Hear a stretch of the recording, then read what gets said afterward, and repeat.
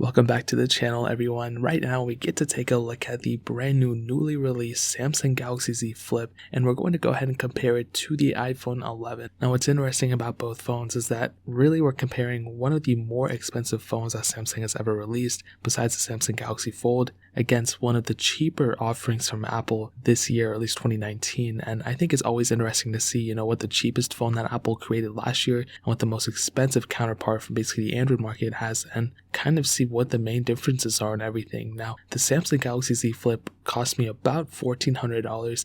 They're selling for a little bit more on eBay because, they're very rare now apparently, and Samsung is kind of doing a limited release on them. With the iPhone 11, it really only cost me about like $700-ish, including tax. And between both, you're spending about half the money on the iPhone 11. But let me tell you right now, the iPhone 11 is not half the phone of the Galaxy Z Flip. There are some cases where the Z Flip is better, but I'll be honest, the main thing you're paying for when you're getting the Z Flip is not like a faster processor. It isn't a greater screen or anything like that. It's literally just that folding technology, which I think is cool and I think it's important for the future. But I just think like right now, it's just kind of one of those things that's kind of unnecessary, and for it to cost that much just because it folds, I don't really see a use case behind that. But I do think it's cool, and if you flip it out and you like go show people, I guess they'll like you more because you have that phone. But I don't think it's like a crazy thing. Like, I don't know, it's just kind of weird. I'll explain in a little bit, but the iPhone 11 does have a 6.1-inch liquid retina IPS panel on it. It is 828 by 1792, so it's not even a 1080p display, but it's really not a bad display at all. I think Apple did a pretty decent job at it. It does have True Tone, which is really nice, and I think overall, if you're going to be using this phone, I don't think you're going to be, caring about the display too much. I think for sure it's one of those things that, if it had a better display, it would have been better, but I don't think it's something I'm going to freak out about if, for some reason or whatever. For the Samsung Galaxy Z Flip has a 6.7-inch foldable dynamic AMOLED display, and this one is a 1080p display. It's 1080p by 2636, and it also has a little cover display which is 1.1 inches on the front. And with that cover display, you can't really do anything besides just check notifications, see how many notifications you have and everything. If you try to check more than that, it'll tell you to open the display and check it out. And what I can tell you about them is that, first of all, the Z Flip is actually pretty tall, which kind of makes sense because it's a folding phone, but it's actually much taller than I thought, and that's something I kind of do like on a phone. I kind of like narrow phones than wide phones. The iPhone 11 is a pretty wide phone, but for me, I think the iPhone 11's design, which is basically all phone designs, it's still like the most premium and most optimal thing for a lot of situations. I think with the Z Flip included, it's just kind of strange that you have to worry about the folding portion of the phone. Like, it's just one of those extra things that I don't want to worry about. However, one thing to keep in mind is that if you drop the Z Flip, it'll actually kind of protect it because it folds and it won't crack that screen, but it could damage other components. With the iPhone 11, if you drop it, obviously it'll crack the displays most of the times than not, but that really pretty much covers it up in the display. The Z Flip definitely has a better display for sure. On the bottom, we have a USB Type-C port on the Z Flip, a Lightning port on the iPhone 11. On the back, you'll see we have glass backs and technically a dual camera setup on both phones. I want to say back, but the Z Flip, when it's closed, that's technically the front. The iPhone 11 has two cameras, a wide angle and telephoto lens, and the Z Flip has a wide angle and an ultra wide angle. And I think between both, the design wise, obviously the Z Flip is the newer, cooler design. It's much better and everything, but the iPhone 11's design is more or less what we already know. And the weird thing is that you're spending that much money for the Z Flip, but there's actually no IP certification on it, which is kind of expected, I guess, because a lot of phones, how are you going to put IP certification on a phone like this for that folds?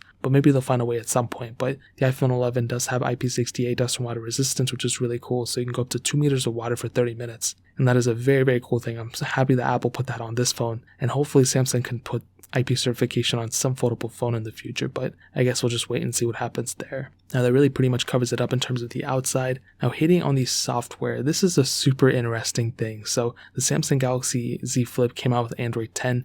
It's going to get One UI 2. It's already having One UI 2. It's probably going to get One UI 3 and then One UI 4, and then it's going to be done. Where the iPhone 11 started off with iOS 13, and the weird thing is that the iPhone 11 has the potential to not only outlast the Z Flip, but also outlast the Z Flip 2, the Z Flip 3, and maybe even the Z Flip 4, depending on how many versions of iOS the iPhone 11 gets. Now, I could be totally wrong, maybe up to the Z Flip 3, but the iPhone 11 will last a very, very long time in terms of software. The software experience, in my opinion, is also better on the iOS version, of the phones. I think One UI 2 is very good still, but it still has a long way to go. I don't think it's anywhere near perfection, and if Samsung really wants to get serious, they need to take their software serious. Their hardware is usually usually great. I mean, they're like one of the first people to do a major foldable phone like this besides Razer and Huawei. They did the Fold last year, they're doing this one, and what's the point of having really cool, innovating hardware if the software is still lackluster? You know what I mean? Like, Samsung just needs to focus down, fix their software, whatever they need to do with it,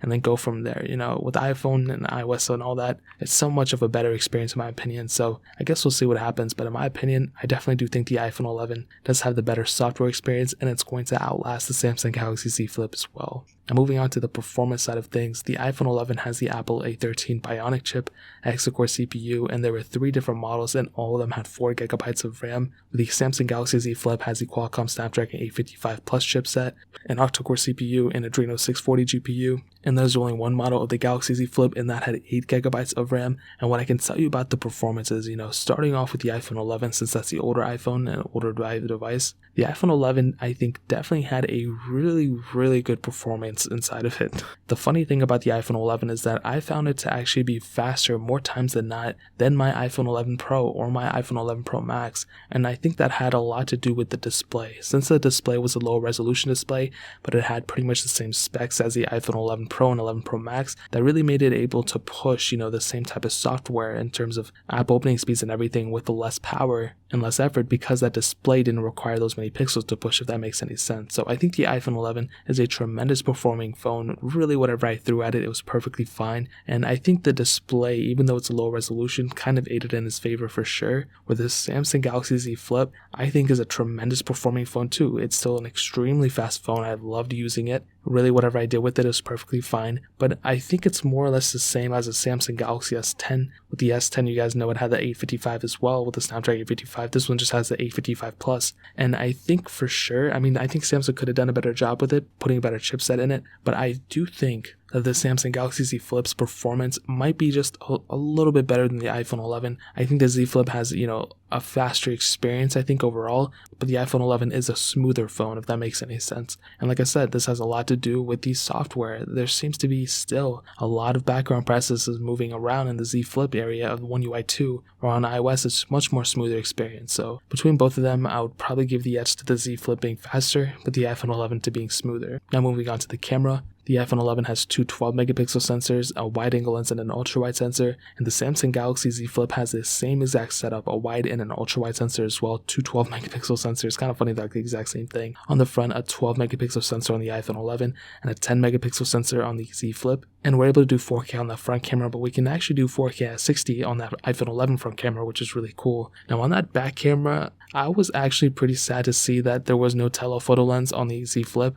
Like I said, you're spending that much money on that phone, you should have seen some type of upgrade. With the iPhone 11, from the predecessor, the iPhone XR, it did gain an extra sensor, which I'm really happy about. You can do 4K at 60 on both phones, and I think the iPhone 11 actually might have the better camera here. I think the Z Flip has a pretty good camera too, but I'm not really too sure. I feel like I was expecting more from the Z Flip's camera, if that makes any sense. The quality seems pretty good, the UI is pretty good, you have a lot more features, but something about the iPhone 11's camera between them kind of makes me side more to it more, and that might be more so the software side of things. Like after the photo is taken, you're able to see the optimizations that the software is able to make. So I think between them, I think I might side with the iPhone 11 camera for sure, but I will definitely do a camera test at some point to further that claim. Now ending it off with the battery life, the iPhone 11 has a 3110 mAh battery, the Galaxy Z Flip has a 3300 mAh battery, and I think between both of them, I think the iPhone 11 actually has a better battery life between them. The Z Flips, because it does have a high resolution display and a bigger display, and it's technically more powerful, that does suck up a lot of battery in the long end, and because you do have an extra display on the front that might be powered, you might be actually sucking up more battery than you might think.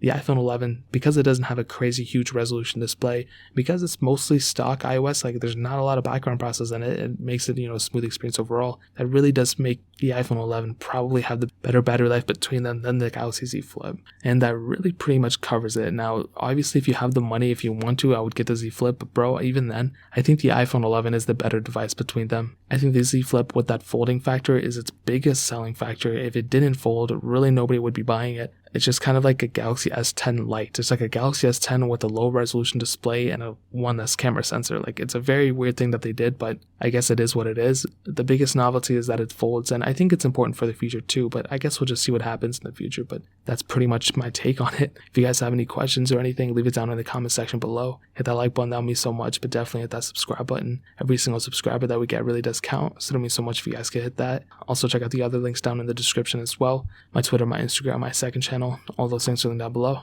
I'd really appreciate if you guys would check it out. More importantly than everything else, I love every single one of you guys. Hopefully I'll catch you guys in the next video. Peace out till then.